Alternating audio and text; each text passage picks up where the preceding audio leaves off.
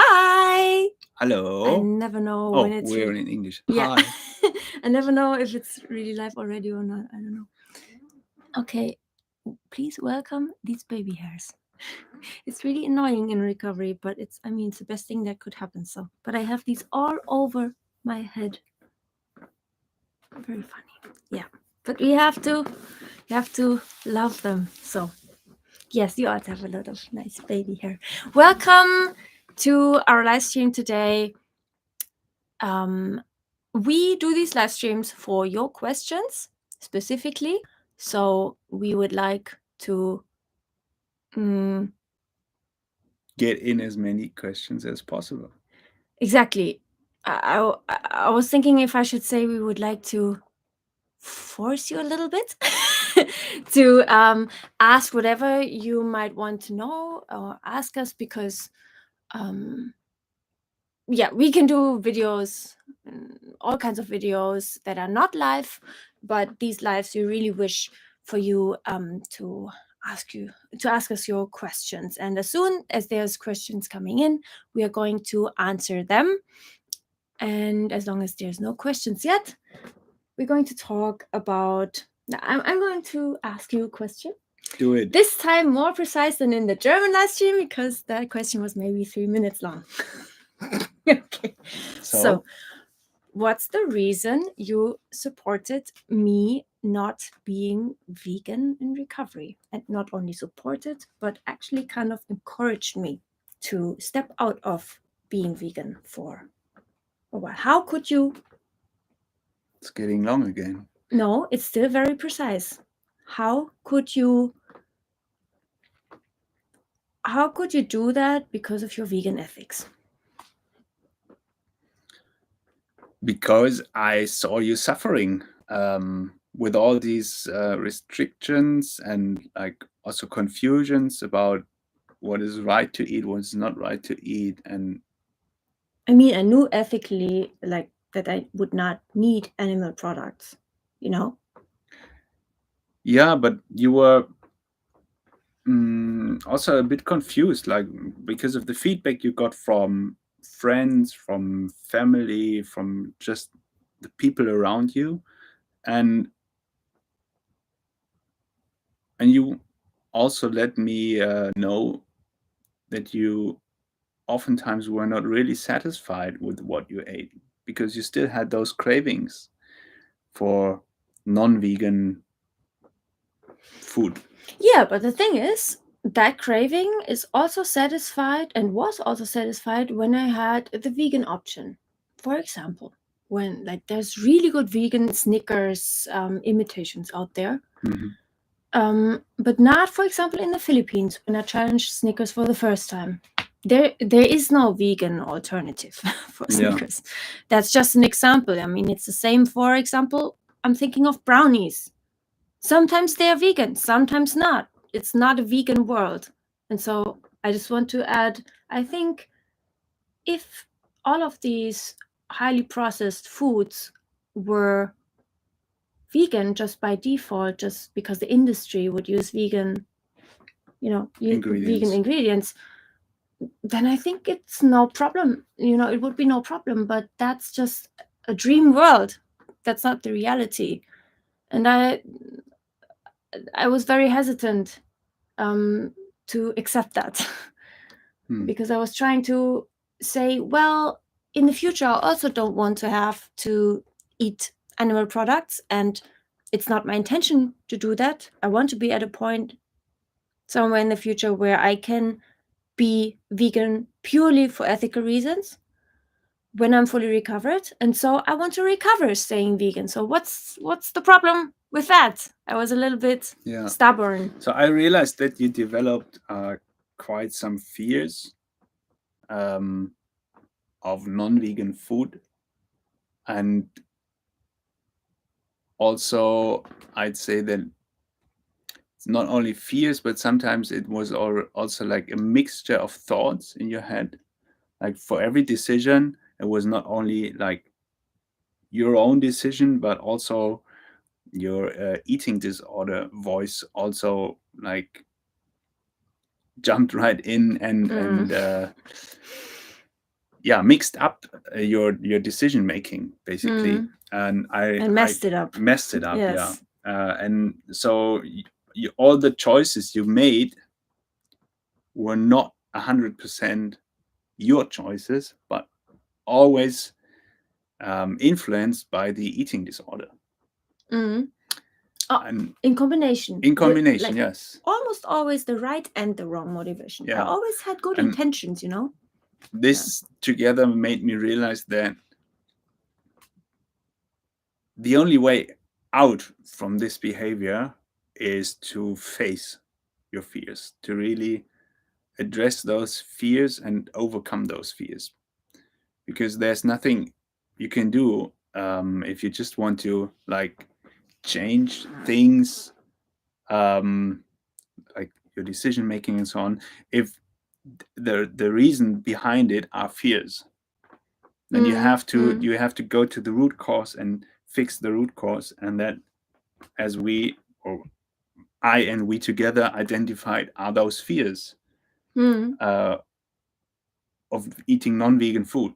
So we had to address these first, and that's why we said, or I actually kind of demanded, that you have to eat those foods in order to get rid of the fear.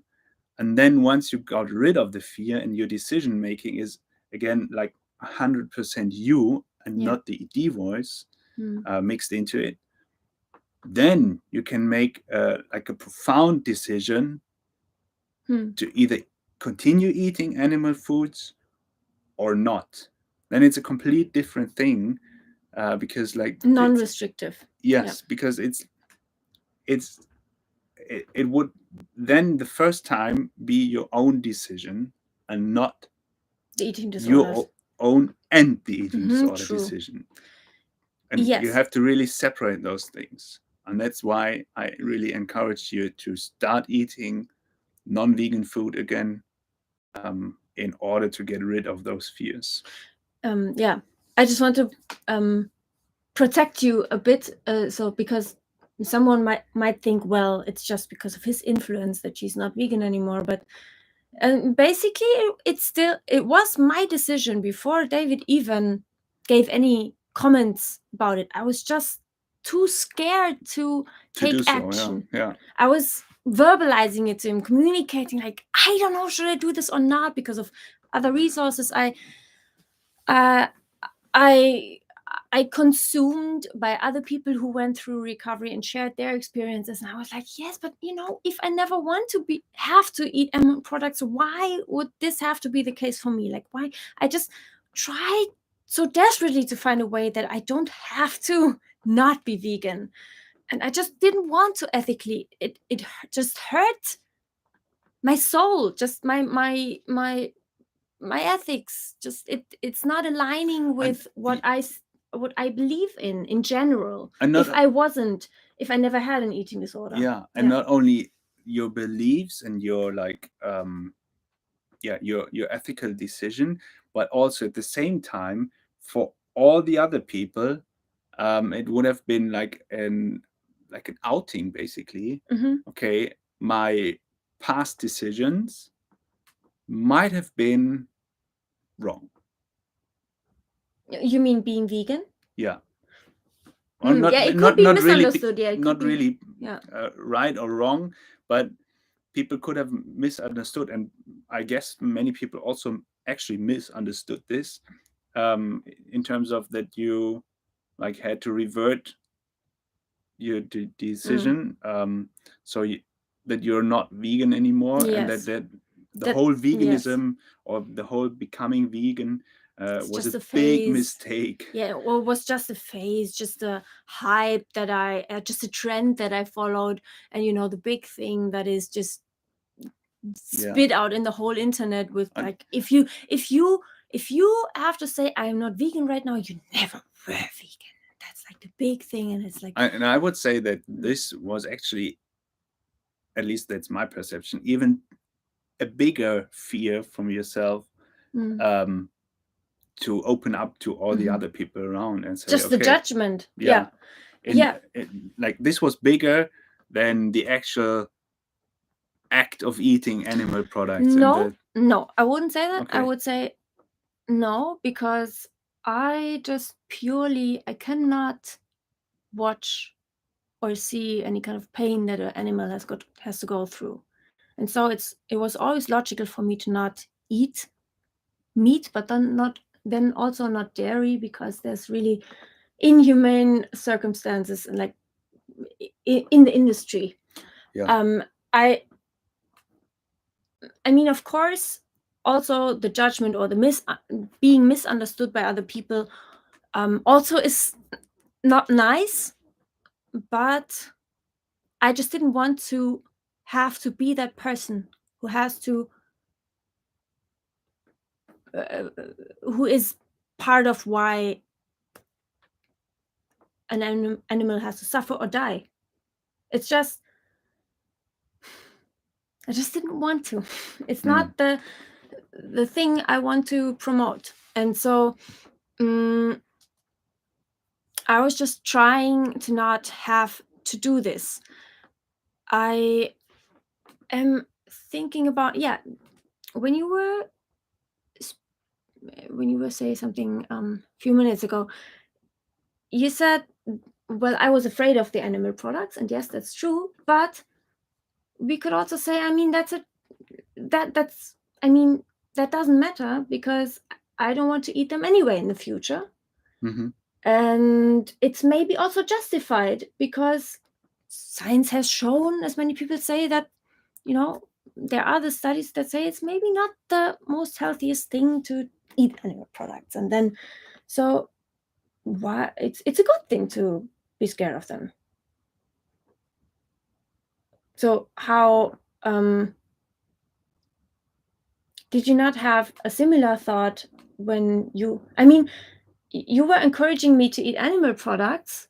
Mm-hmm. Someone could also argue you should not encourage your partner, even with an eating disorder, because it's not healthy physically. Like, you go from the mental unwell-being to something that really contributes to a lot of diseases in society.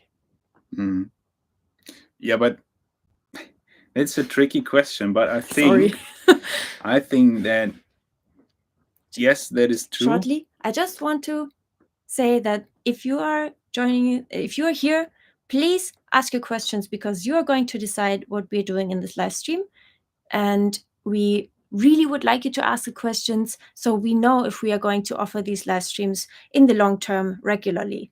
Please do not hesitate to write your question now, because we will interrupt our talking anytime until you post your question. Okay. Sorry. Play. Yes. Yeah, you're correct, but I think you're like comparing in German. You would say you're comparing apples with pears. I think you say that in English as well. I don't know. Yeah. Like comparing like your mental sickness, I would call it, like your mental problems. Yeah. Disorder, maybe. Disorder. Yeah. With like potential physiological issues you might get in the future if you continue to eat animal products for a long period, and basically also like a huge amount of animal products. It's like comparing two different things. And so the outcome of your action now to eat animal products in order to overcome your mental condition by far outweighs the outweighs the effect on your body, on your like physical or medical effects on your body if you like eat animal products for a short to medium period of time. And I was not asking you to eat or continue eating animal products until the end of your life, but you were asking me to eat without restriction. Yeah. And in that moment when you were asking me, I know, because you told me later, if I remember right, is because you were convinced at that point already that I would not have the craving or desire to eat this much animal products in recovery, like in recovery for the rest of my life. I think I remember this day because I used a picture. I drew a picture to you of a small child, maybe a toddler or just a. You drew it? Like on paper? No, but okay, it's like I don't remember. Verbally. No, how do you say? Yeah, like verbally. Okay, yeah. Just imagine a child having, for example, it's the child's birthday. It gets a lot of presents, and usually if a child has celebrating its birthday, the presents are going to be toys, basically. And if this child gets a new toy as a present, chances are that there is a new, like, number one toy in it. Yeah. You get a new toy and you love to play with it. It's your number one toy. All the other toys are really like, they don't matter anymore. Exactly. They are out of scope. I know these children in my life right now. And as soon as this child gets a new toy, there's the potential to like have another favorite toy again. And so it constantly changes, like the novelty. The novelty, and the focus to one thing changes because of the introduction of another thing. And I'm really, really convinced that when you start eating animal products again, like, because of the novelty. No, I mean, I have. You mean you were convinced when I started? Yeah. Right.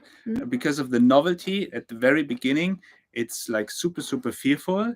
But then over time, it's getting the new normal, and there's no need to actually, like, at the beginning, because it was so novel, like everything was like a blast, basically.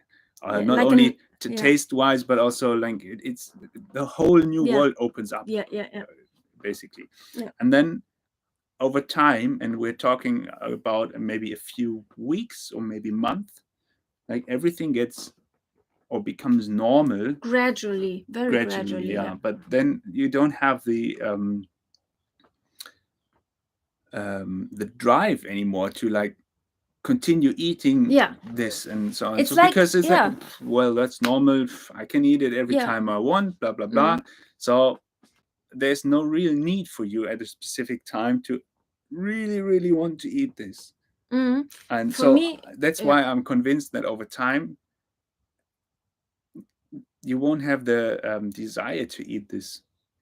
Maybe not anymore, but the desire will be way, way, way lower. Yeah, I'm convinced as well. But I think everyone who starts recovery is convinced that they are the exception, that it works, because you just cannot grasp.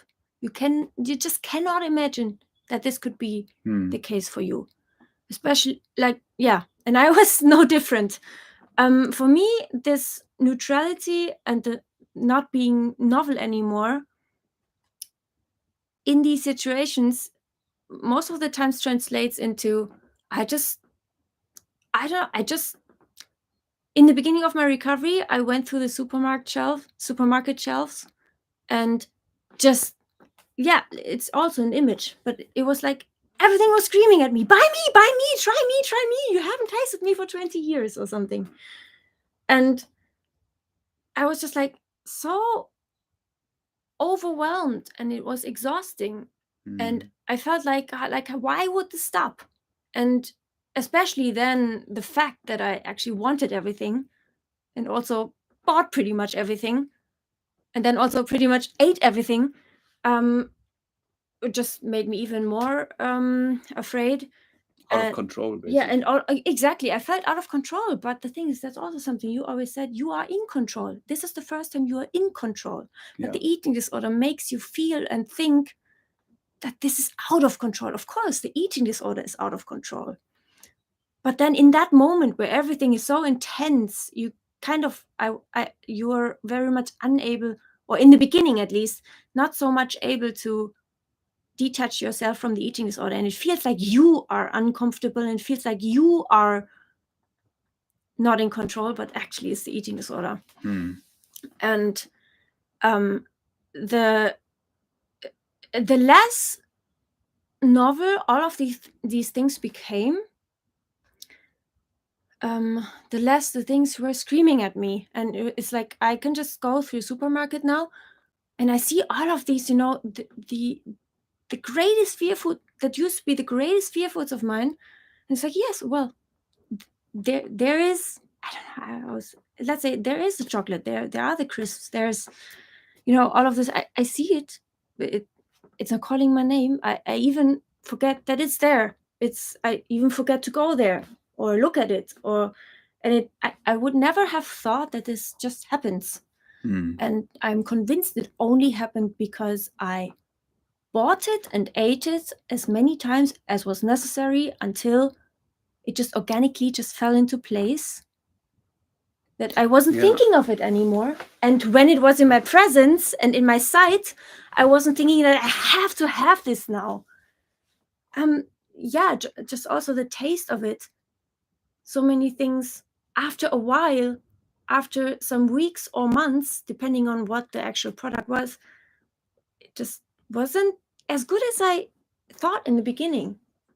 Some were not as good straight away as I remembered then, but some just, the taste and the excitement just wore off over time. And like with some things, not with everything. I do have some things that I like and which were a fear food, but not everything. And that really, I just want to share this because this helped me understand that these foods will not keep me captive. They will not make me addicted. They are losing the power over you when you take back the power and just, take away the forbidden sign from it happens so many times, because in the beginning, we talked about this in another live stream earlier.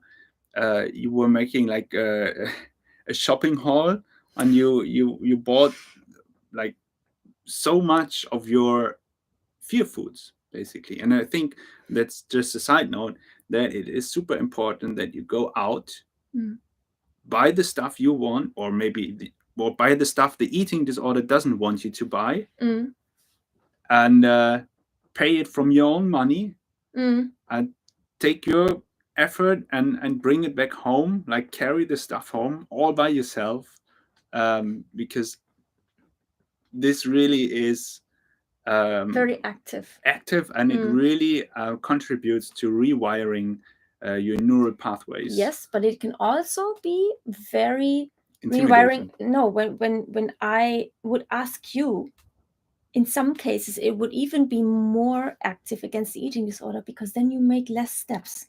You see, it goes very deep sometimes. Sometimes it can be an excuse. Okay, I can go for a walk now and I'll be, I just go shopping, but it's still walking. And, in this time you're not eating. And in the very beginning in recovery, it can also be used by the eating disorder to leave the couch and to move. So check your motivation. Sometimes you would have been the right one to buy it, and you also did.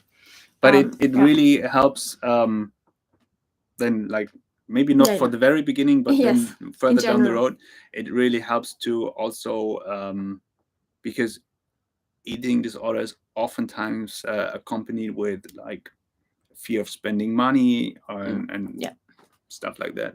So it really helps to also tackle those problems. Yes. But what I wanted to say is that in the beginning, you made like your big shopping haul, you bought lots of stuff. As I said, your eating disorder doesn't want you to buy. And so the fridge was full, and the freezer was full, and the shelves were full. And then you started eating those things. And over time, and I'm talking here about sometimes days, or maybe just moments, days, but also weeks, And I remember you said to me, well, at the very beginning, as you said, as you were when you were in the supermarket, like things were screaming at you, buy me, buy me, buy me, and you bought it, and then you ate it, and then you realize It's not as good. not as good as I thought. So, lesson learned. I don't really have to buy it again. So, Yes, but it can also be the eating disorder in disguise because you're so afraid anyway, still. Just because you challenge something, it doesn't mean that fear is gone. You have to challenge it many, many times until the fear is really gone and only you know what is true. But so it could also be, okay, but it could also be the eating disorder saying, "Ooh, it's not 10 out of 10, it's only 9 out of 10," which is, to be honest, still pretty good. Very good. But Yeah. it's not worth the calories, we Or better not worth eat it the again. money. Exactly. Yeah. Yeah. You see, you've very much you had a lot of insight into a brain that was very disordered by it. Yes. Yes, exactly. And so, I mean, that's not what we mean. But that is something you will figure out throughout the recovery. Is this really, do I, just my real self without the eating disorder, really not like it as much?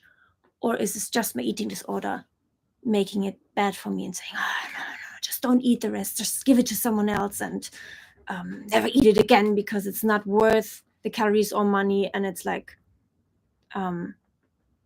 yeah, that's not what we mean here. Yeah. I do remember that I had this quite a few times. So there are things that I was genuinely pretty disappointed in. I still ate them though, because I didn't want the eating disorder to win. I was like, okay, I also had to learn that food doesn't have to be perfect. Because I can eat any time. And if calories don't matter, and that is the way I acted, then it's okay. Then I will just have this on top. It doesn't have to be orgasm in the mouth. Also, the longer you are in recovery, things will not be, no matter what it is, orgasm in the mouth anymore, because also this novelty and this intensity is just going away, which also brings, it just enables other areas in your life to become more orgasmic in your life. You know what I mean? More exciting. No, but I mean, it sounds funny, and maybe it sounds too how do you say, exaggerated, but it's not. It's not exaggerated, because for someone who has been restricting, Introducing new things it is like the most exciting thing you can feel. And that's also, I think, because why so many people who start recovery feel like they will just go into the other extreme. They will just become a binge eater now. I felt all of these things. I felt like this is me now becoming addicted to food. I cannot ever be normal. So, but once you break through the wall and do it for a few weeks and then months, and until you will just see, wow, so many fears of mine, they are not true. When you break through the wall and you first get the taste, literally, of the fact that not it the second time you eat something, it's not quite as exciting as the first time, and the third time even a little bit less. And even if you really love that food genuinely, then it still is, after the 10th time, considerably less exciting than the first time, which is a good thing. It's still super delicious. That's also, I mean, that's great. But it's not that, it doesn't have the position, like not the, was heißt nur mit den Stellenwert? Like the ranking. Exactly, the ranking in the mental ranking in your head. Yeah. I remember, that's just another. What? Sorry? Please, if you're here and you have questions, please ask them. We just remind you, because this is what the live stream is for. And this is how you show us that you're interested in us continuing them the next. Show us you're real and hit the thumbs up button. You're real? Yeah, and not a bot watching. Okay, exactly. Yeah, just another thing which came into my mind, like a picture, is I remember a person which I know very good telling me once, because this person in the past had to go or undergo a surgery, and then afterwards stay in hospital for a bit longer, and this person was not allowed to eat or drink anything. Was just like having infusions and so on, like being on intensive care unit, just as it is. And but then the day came when this person again was allowed to introduce liquids, so be allowed to drink again. And it's quite funny because the person, because she wasn't allowed to drink like for a longer period, and she was craving like taste and stuff of like drinks she really likes, for example tea. And oh, now Siri is coming in. That's crazy. Drink tea. Maybe that's why. Yeah, she was like always imagining, oh, the day when I can start drinking my favorite tea again. And then everyone, or the person itself already, she ordered like one big can of tea that day when she was allowed to drink again. And like the people in hospital working, like taking care of her, were really laughing. Believe me, you cannot drink this because you were not allowed to drink for a long time, and it will need time, blah blah blah, until you actually can drink again. And she said, no, I have such a strong craving. I want a liter of tea, please. And then they just smiled and brought it to her. No one ever. And then she wanted to drink it, but she couldn't, because it was like all the like swallowing, it just didn't work basically. But what I wanted to say with this is, like, there is a, when you restrict something, and in this case it wasn't restriction by like taking action, like on purpose, but it was just Medically. mandatory to not drink. But if you restrict something, it will end up in a craving.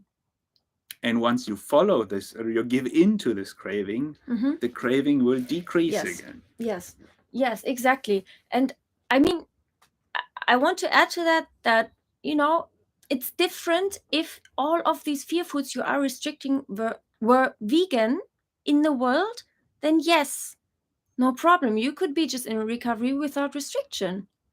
Eating these things that you restricted, it's not the reality, unfortunately, and that's why I believe it is necessary to be able to give you the permission to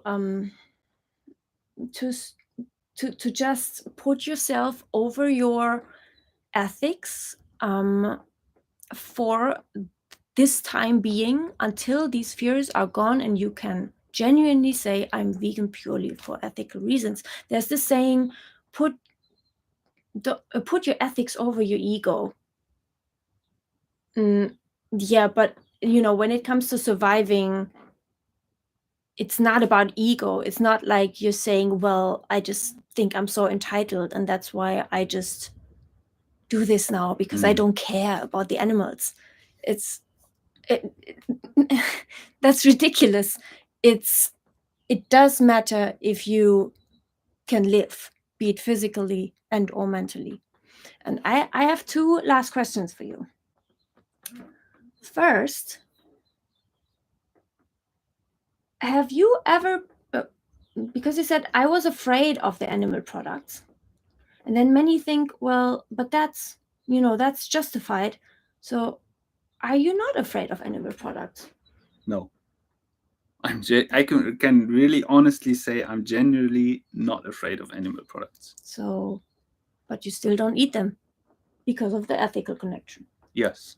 Yes. And I don't restrict myself in terms of, well, I do restrict my choice of eating because I don't eat certain foods. But there were also like a few occasions when I already was vegan, where no vegan option was available. And I'm not talking like a celebration, wedding celebration, where the buffet is has nothing to offer for vegans. I'm talking about a situation where I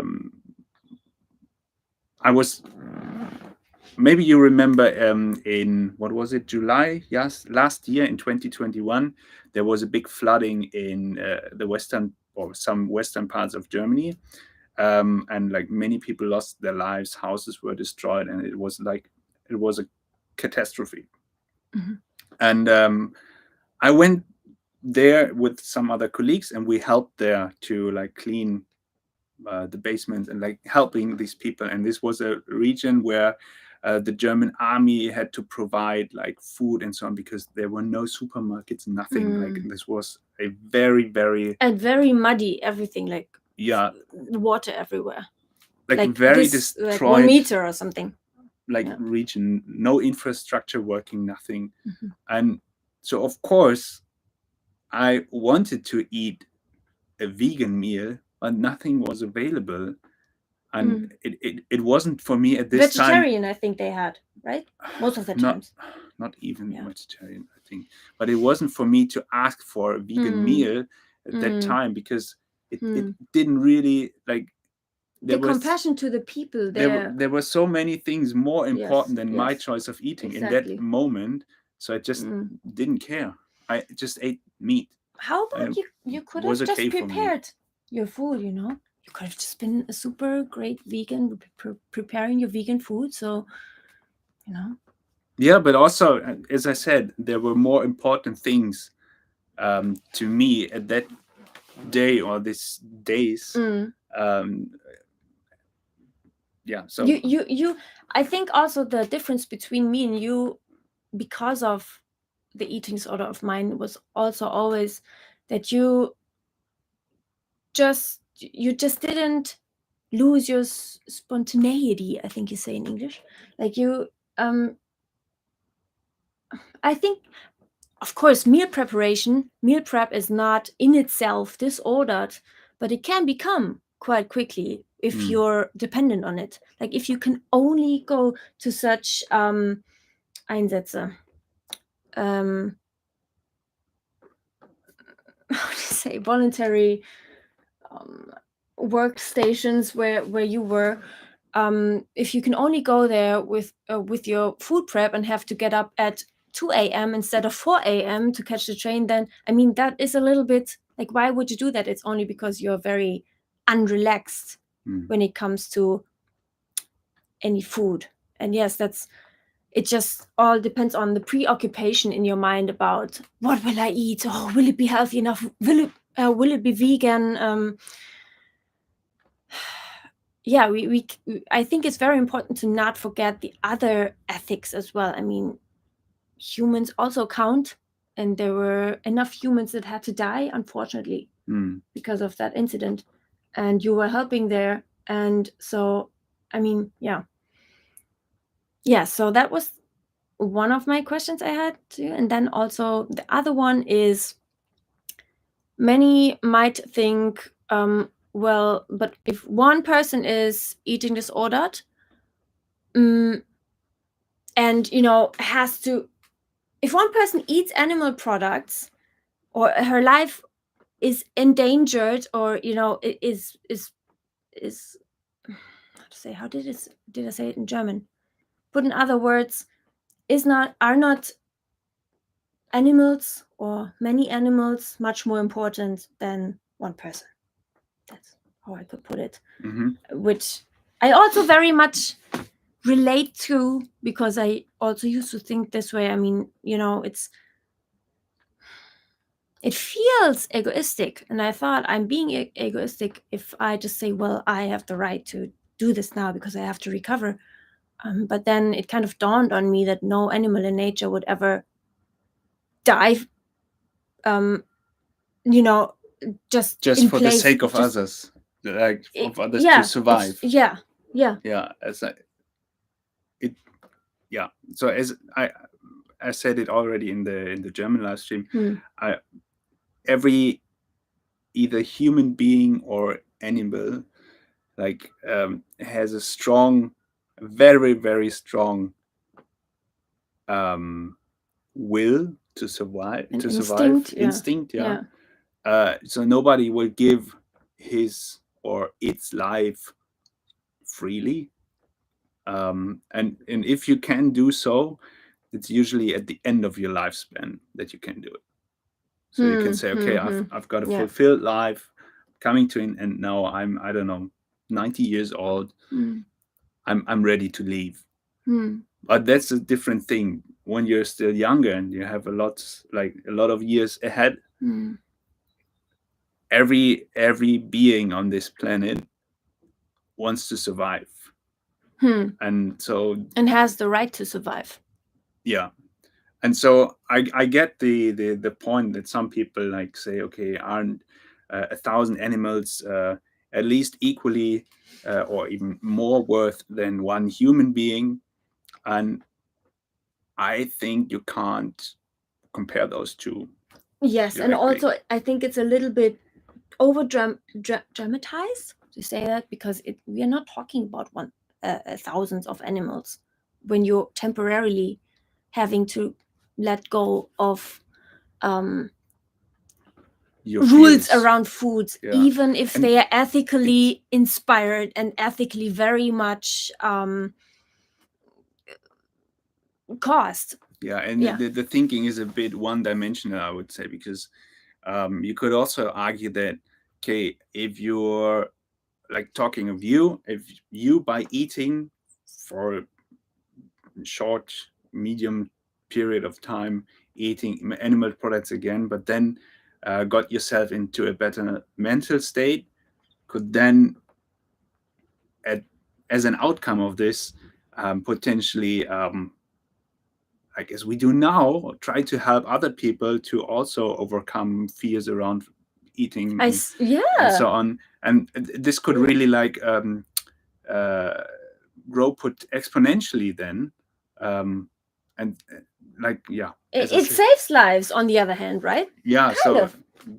As I said, I think you can't really compare those two. And if you do, it's quite one-dimensional and it's an incomplete picture. Yes. Yeah, true. Okay. Yeah. I think we ended here. No questions today. Very sad about it. Maybe make sure if you're watching this after it was live, make sure to kind of set yourself a reminder for the next Monday, same time. So, and you can also think about some questions already, because this is the time, this is the test phase where we're trying to find out if we're doing these, if we keep doing these. So show us. Show us. Okay. All right. See you on the other side. Bye-bye. Bye.